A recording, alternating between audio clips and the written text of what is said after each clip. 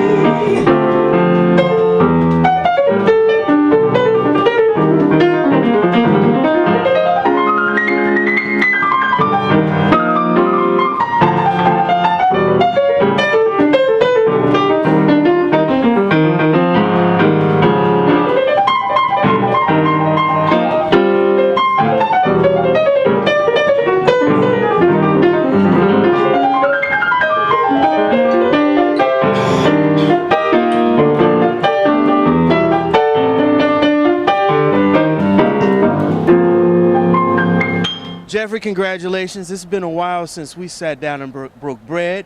Yeah. We did this about 4 years ago at Birdland, and now we're here at the new Mesro here in New York. Yeah, it's great to see you again, Brian. And yeah, we're here at Mesro. This is my favorite new club, really, in New York, piano bar. It has the vibe, reminds me in a way of Bradley's, you know, in the 80s and 90s, but it's got a really just warm kind of vibe. Musicians are all welcome here. Everyone hangs here, so it's great. It feels great. Now, this is the first trio record that you've recorded in about 13 years, and you decided to add this beautiful lady right here, this talented Miss Margot on here. How are you? I'm well, thanks, Brian. Tell me about collaborating with Jeff. I understand that there are some songs that you collaborated on, but performing in a trio setting, how is that outside of what you do as a solo artist? Well, I mean, there's not a whole lot of difference between what I do as a solo artist. I usually do have a trio backing me up. With Geoffrey, just the collaboration is a bit different, being a co-writer and a co-arranger on some of these tunes.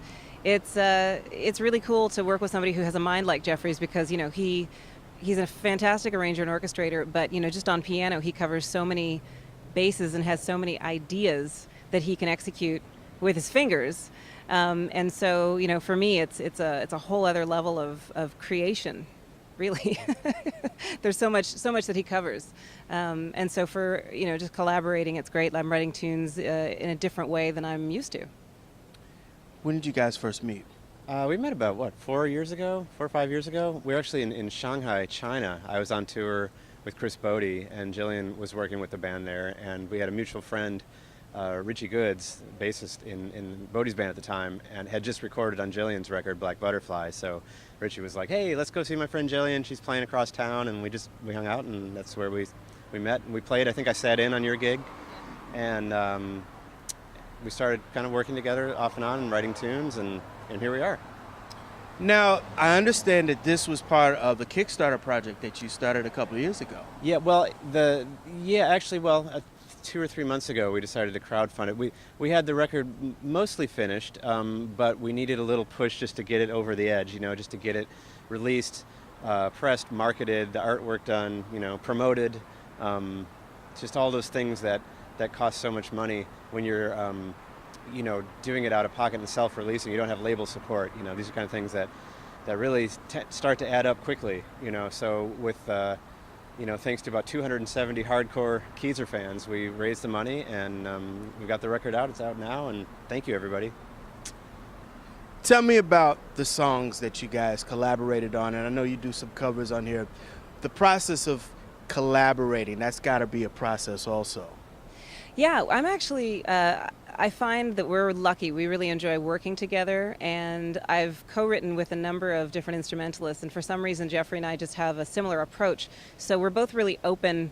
We were just talking about this earlier today. We're both really open to new ideas, and we don't get too attached to our own ideas, and so we can share really well in the writing process. So what's really great is, for us, we sat down when we were on tour. We, sat at a piano, and we just, started. He would play some kind of a groove, and maybe I would improvise a melody. In some cases, I would come up with some kind of a bass line or harmony or groove, and he would play something over it, and a lot of it is fully integrated collaboration as opposed to the typical, me writing lyrics and him writing music. So it's been really fun. Geoffrey, in collaborating with a vocalist, because you have had histories of playing with trios, quartets, big bands, you've done it all. Why did you decide to come back to the trio setting? I think, it was partially just kind of like a love letter to my fan base. Fans of jazz piano, they want to hear me play trio. People, I kept in promoters and fans say, when are you going to bring your trio out? And I thought, well, I've done so many other things, and I always kind of avoided it for a while because I didn't want to do what I felt like everybody else was doing. But at this point, I feel like I've got something to say that's maybe a little bit unique, my own twist on it a bit, and it's a fun way to play, and it certainly is an easy concept to grasp. It's jazz piano trio. Hey, it's a time-tested formula that seems to work, so I'm doing it for now. And as a vocalist performing with a trio and working with Geoffrey, what is it that you find your strongest points as a vocalist working behind a pianist, a bassist, and a drummer?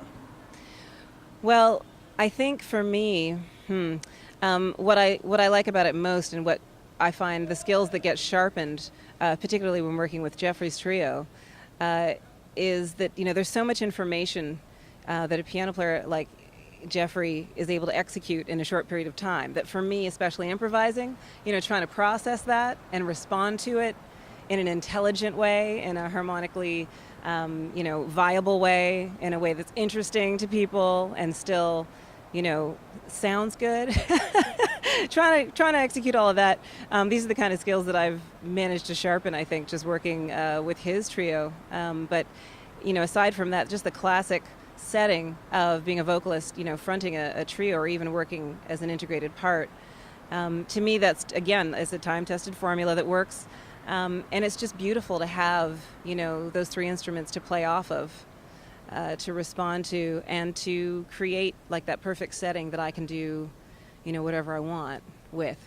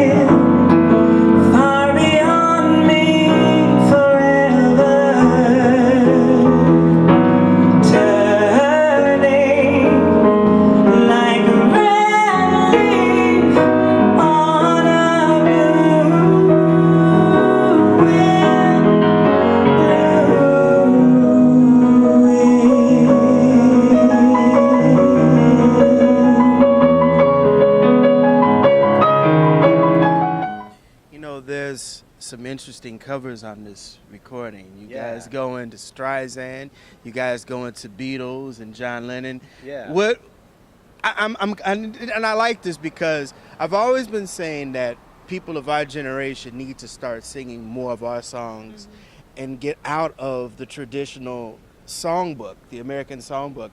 I'm glad you guys kind of went full throttle on this. Yeah. I mean, we try to, I guess, address what's relevant to our generation, and for people in my age group, there's a lot of stuff that we're addressing that my parents listened to, but also that consequently I grew up really appreciating. It's kind of just in my DNA.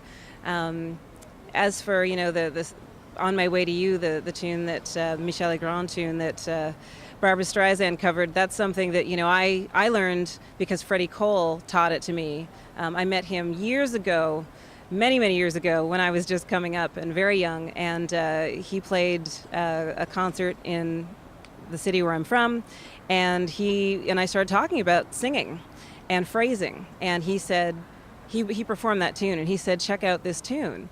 And he taught it to me on the spot. And it was like my first lesson in how to phrase. And I had actually forgotten about it. And many years later, when working with Geoffrey, I remembered it for whatever reason. And we decided to work with it because it's such a beautiful tune. But something like that, it's a modern approach to something that I guess, is a jazz style, an old-fashioned jazz style. But I really like it. Jeff, is that something too that you were kind of conscious of when you were going into this project? For me, I just was wanting to play songs that I enjoyed the melodies. A song like "May This Be Love" by Jimi Hendrix. I always just loved that song. Michel Ndegeocello covered it years ago, but everyone that does it always did it kind of, in a ballad style, like closer to the original. So I thought, what if we kind of turn it on its head and do it as like a medium swing, sort of like a long meter thing like John Coltrane's Dear Lord, or we take These Three Words by Stevie Wonder, which was originally kind of a straight, like a gospel-influenced ballad it was the end title credits from Jungle Fever. Jungle Fever, yeah. And play it as a jazz waltz, So I feel like if I'm going to approach somebody else's music, and the record I actually realized when I was going about getting all the licensing for the songs is it's mostly covers. There's like 3 originals on the record, but next time I think I'm going to do mostly originals because it's less expensive. But this is what we do for you. If I'm going to play somebody else's music, I want to do it my own way and do it differently, as different from the original as I can. Not in a calculated way, but just in a way that feels natural, hopefully.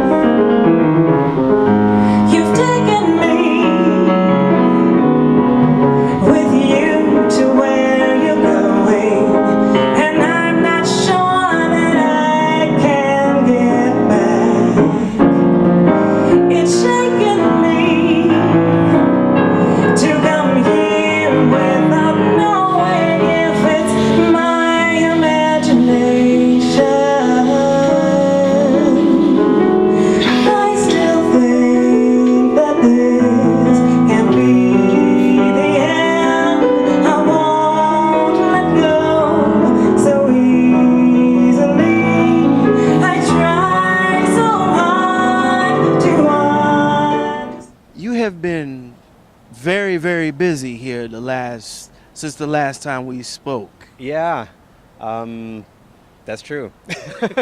I'm tired. What can I say? What should I say? Well, I think a lot of people now associating you with Chris Bodie, and then also just the fact that I guess I'm gonna have to ask you your role as an accompanist as well as a leader. How are you handling both roles right now at this particular part of your career? I'm enjoying all the accompanist work I'm doing. Whether it's with Chris Bodie or occasionally Diane Reeves or any number of other David Sanborn. I've been touring with David Sanborn a bit. In this fall, we've got some gigs coming up. I love that role. One of the things I love about not being the band leader is I can just show up and play. Someone else tells me what plane to get on, what the hotel name is, and I get in the cab. I just go. And being a band leader, of course, you have all those, especially without a crew. I don't have a road crew with me. I'm the travel agent and the driver, and the guy that books the gigs, sells the tickets. I got to do everything. So it's a lot of work, but it's fun. I enjoy it, and ultimately being a band leader is a great thing to do because you get to play your own music the way you want to play it, and hopefully my fan base wants to come along for the ride. It's been 13 years since you recorded your trio record. Yeah. What was it like going back into the studio, going back into that setting? In the case of On My Way to You, it was actually really relaxing and fun because we did it at the house of the bass player, Mike Pope. He's based out in Baltimore, and he has a home studio. So we recorded it at his studio, and the drummer Lee Pearson is also based in that area. So it was actually just like very, relaxing. The family was around. We had food in the kitchen, and we just took our time and recorded. We weren't under the pressure of, we did it in 2.5 days, but we weren't under like a time constraints of like a, traditional recording studio. So it was a lot of fun. I read every time I run into you, I find out some very interesting things about you. Hopefully nothing embarrassing. No, it's nothing embarrassing. Actually, it's into you being a pianist.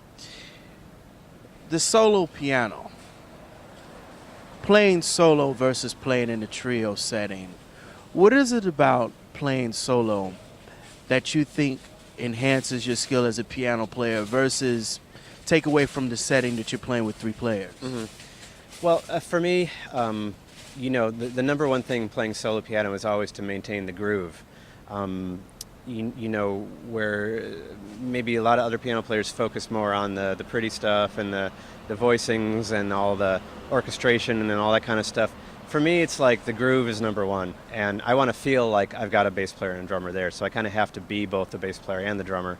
I did play both instruments before I played piano, so I've played. Drums were my first instrument, and I tried to play bass in maybe junior high school, and I just settled on piano eventually because I like to compose, and I found that the piano for me was the best instrument to write my own music on. That's my armored truck that's bringing all. That's typical New York around here. here. Millions of dollars to pay me for this concert tonight. No, but yeah. So as long as I've got the groove happening, and then the rest of it kind of falls into place. I love to make up arrangements on the spot. Sometimes in my head I might be hearing strings or hearing a big band or saxophones, trombones, something like that, and I just try to. I joke that I play like an advanced version of a Ranger's piano, kind of, Do you suggest musicians to find their voice playing solo, or do you want them to study other pianists as far as comps and everything of that nature? Well, I think if you're starting out, like if you're a student of the music, and I still consider myself a student of the music, you do have to start by doing a lot of listening, copying, the great musicians that came before. You can't just pull this stuff out of a hat, I transcribed pianists, saxophonists, vocalists, drum solos, bass lines, all those kinds of things. And like you learn as a child, you learn how to speak by copying, first your parents or your caretakers, and then your friends and people at school, and maybe later on people that you admire on TV or in film, or whatever it is. We're always drawing from other people around us. We're not like an isolated island. It doesn't come just out of the blue. So I think continuing to study. I still study music as much as I can. I'm listening all the time, trying to keep up with new stuff. Whatever's going on, whatever's creative in any genre. Jazz, R&B, hip hop, classical, country, bluegrass, whatever. Is it true that when you played with Harold Mayburn and Mulgrew Miller, there was a group of 4 of you guys that you learned how to start playing differently and how you interpret playing the piano? Well, what it was, I was in a group called the Contemporary Piano Ensemble, and the leader was a pianist named James Williams. And James passed away a few years ago. We had Mulgrew Miller, and it was 4 pianists: James Williams, Mulgrew Miller, Harold Mayburn, and myself, and occasionally Donald Brown also. And we would rotate. We had 4 pianos on stage, but what I think you're referring to is at the end of the concert, we would play on one piano and we would rotate. We'd play Don't Mean a Thing If It Ain't Got That Swing, and would kind of, play musical piano benches or musical chairs. And I realized that even on one piano, it, depending on who was playing it, depending on the pianist's touch, and the sort of weight that they would play with, or New York, I love New York, yay! The piano, that one instrument would sound like 4 different pianos, and so that got me thinking a lot more about touches, various approaches to just physically playing the piano. Whether if you're playing a ballad, you might use more of a legato touch. If you're playing something up tempo or something funky, you might use a little bit more percussive kind of way of playing. Like, there's so many different. It's more than just pressing buttons, So something classical pianists have done forever, but I think, and things like bringing out the melody, and let's say if I'm playing solo piano, I want to try to bring out the melody more than the chords or the bass line, things like that. Sort of technical details of things that make good music, But those kinds of, that attention to detail isn't always necessarily come into play in jazz piano playing, because we're a lot of times more focused on improvising, just creating actual information, but not thinking about the way that we play that information, if that makes sense. Because, it's weird, because, like, if I can put you on, I can say, okay, I know that's you, or I can say I can know that's Herbie, or I know that's Oscar Peterson or Brubeck. Yeah. That has to be an accomplishment within an accomplishment. It's something that if someone is able to recognize my playing by listening to it, I'm really flattered, because it means that they've probably listened to me before. I don't know really what I sound like. If I hear myself, I heard a pianist on the radio a few months ago, and I went, man, this guy is doing some interesting stuff. And it was making me mad. I'm like, it sounds like he's stealing my licks. And it was me, and I didn't even remember making that recording. But yeah, I mean, that's the goal, right? To have our own voice. If you're a filmmaker, to have your own style that's instantly recognizable as a style. If you're a writer, an artist of any kind, you want to be identified for your, by your work, So hopefully that's happening, or it's in process. It's always in process, right? I mean, I don't play like I played 20 years ago. And when I'm 60 or 67, I want to sound different than I sound now. Hopefully better. That'll do it again for another edition of the Pace Report. I'm Brian Pace. I'd like to congratulate and thank the incomparable Geoffrey Keezer, as well as the stunning Gillian Margot, for their time. Make sure you go out and support Geoffrey's brand new CD, On My Way to You, which is now available on cdbaby.com, as well as iTunes and amazon.com. Also, I'd like to personally congratulate and thank Spike Wilner and his staff over at Mesro for their warm hospitality. As always, please visit my website, www.thepacereport.com, for my weekly column, as well as my past segments. Until next time, remember, if it's in the groove, it'll make you move. Till next time, peace.